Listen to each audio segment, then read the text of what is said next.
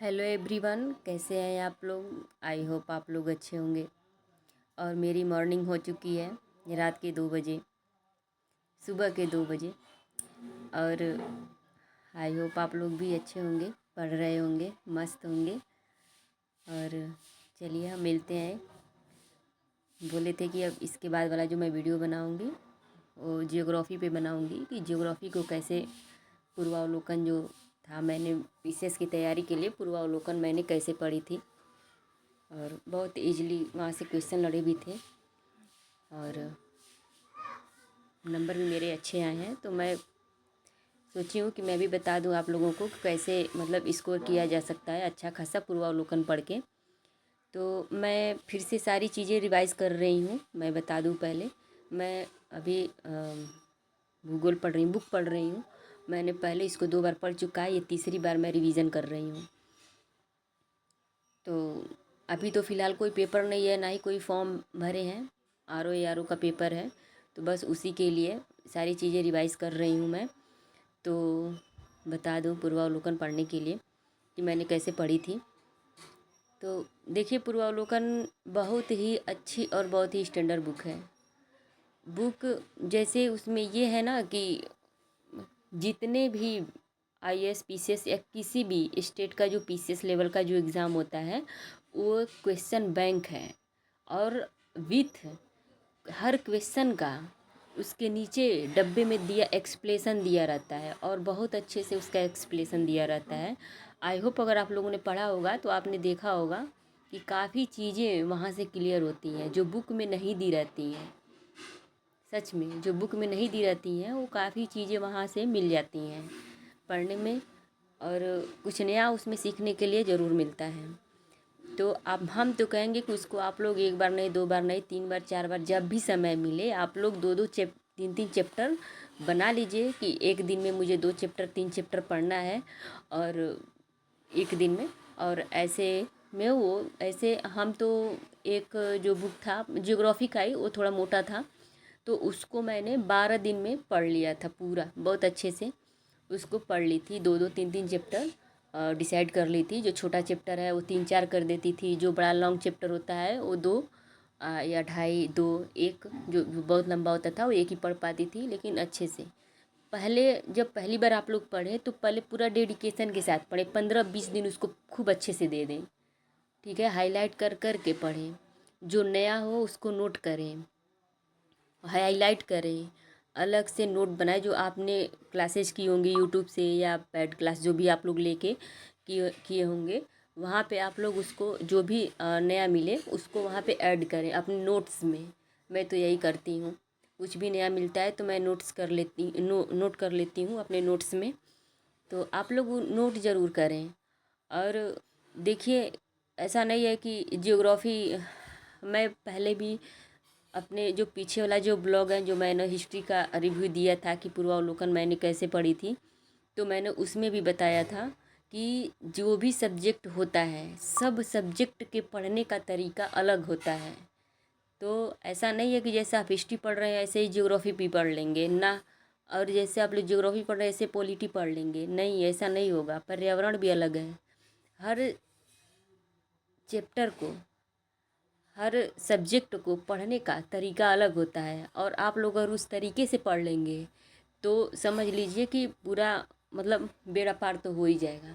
अब जियोग्राफी जो होता है वो पूरा माइंड मैप होता है, वो सारा आपको दिमाग में चलाना होता है कि कौन सी चीज़ें कहाँ स्थित हैं और कैसे हैं और कब से हैं, ये इनका निर्माण कैसे हुआ है, ये भू आकृति बनी कैसे, ये पर्वत, ये पहाड़, ये नदियाँ कितनी पुरानी हैं और ये कब से आ रही हैं, ये सारा, ये कब अपना धारा प्रवाह की, कब प्रचंड इसमें बाढ़ आई थी, और इसमें से क्या क्या जो हमें सोर्स मिलते हैं वो क्या क्या हमको इनसे मिलते हैं। तो ये सारा चीज़ें हमें इंटरेस्टिंग के साथ इसको जानने जैसे पढ़ना होता है। ऐसा नहीं है कि मुझे पढ़ना है पढ़ना है पढ़ना है, ये प्रेशर तो बिल्कुल नहीं लेना है। कुछ सीखने जैसे पढ़ना है, बस कि मैं आज कुछ नया सीखने आई हूँ और इसी से मैं कुछ नया सीखूँगी। ऐसे करके अगर जो आप लोग पढ़ेंगे, मैं ऐसे ही पढ़ती हूँ, बस मैं अपना रिव्यू दे रही हूँ, मैं एक तरह से मैं आप लोगों को बता रही हूँ। और मतलब आप लोग भी अगर ऐसे पढ़ेंगे तो पक्का सिलेक्शन तो होगा ही होगा। तो कैसे पढ़ना है, मतलब इसको एकदम माइंड मैप में, ऐसा नहीं है कि हम नदी पढ़ लिए, कोई भी नदी जैसे ब्रह्मपुत्रा हुई, गंगा हुई, और भी गोदावरी, नर्मदा, कावेरी, जो भी नदियां हैं, ये इन सब का उद्गम कहाँ से हुआ है, कैसे हुआ है, इसके बारे में केवल पढ़ना नहीं है, विथ मैप के साथ पढ़ना है। पढ़ के उसको एक बार दिमाग में स्थिर करना है कि ये कहाँ से, किस पर्वत से या किस श्रेणी से ये निकल रही है, और किन किन रास्तों से होकर के ये जाती है, और कैसे और कहाँ जा कर के मिलती है, ये पूरा माइंड में होना चाहिए।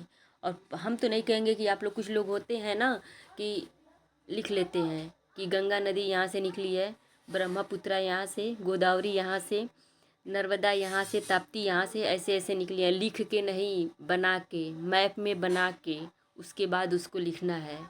और लिख के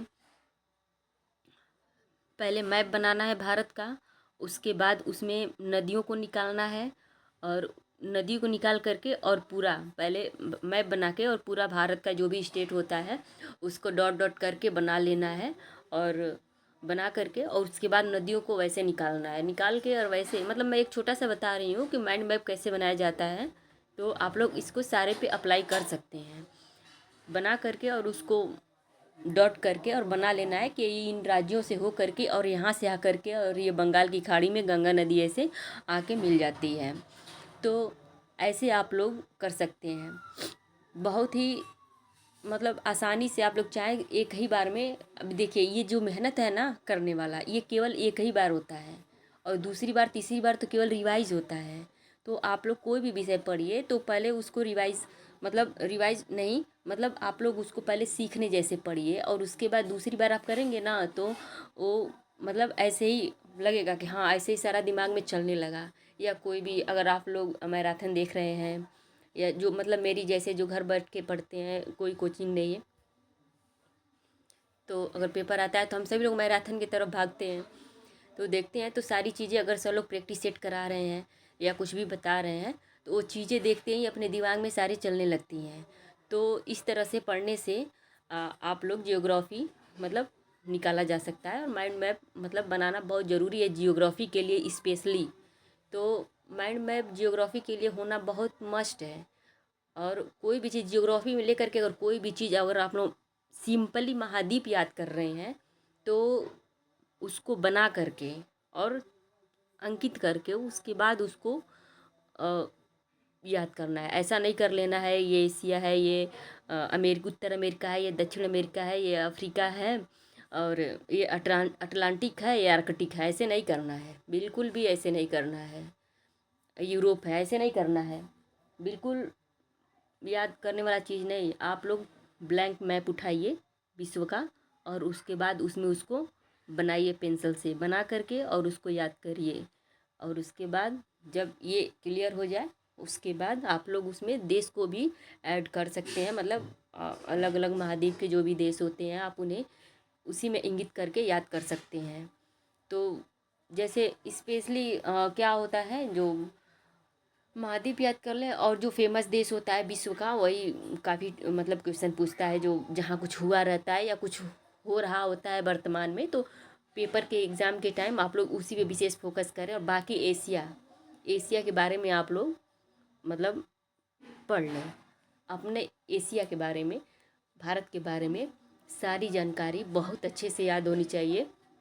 एशिया के सारे देश, एशिया के सारे देशों की राजधानी, और कौन कौन से पर्वत पहाड़, कौन कौन सी नदियाँ, और फेमस फेमस जो सिटी हैं एशिया के, पूरे एशिया के जो भी मस्ट मस्ट देश हैं वहाँ पे कौन कौन से संसाधन हैं, उसको आप लोग अच्छे से पढ़ लें, रिवाइज कर लें। तो इस तरह से आप लोग आसानी से इजली आप लोग जियोग्राफी को बहुत आसान तरीक़ा से आप लोग पढ़ सकते हैं, विदाउट झंझट लिए कि ये बहुत हार्ड और टफ विषय होता है। ऐसा नहीं करना है। थैंक यू, मिलते हैं फिर नए ब्लॉग में। तब तक के लिए मैं चल रही हूँ अब पढ़ने, हो गया वीडियो, बाय बाय।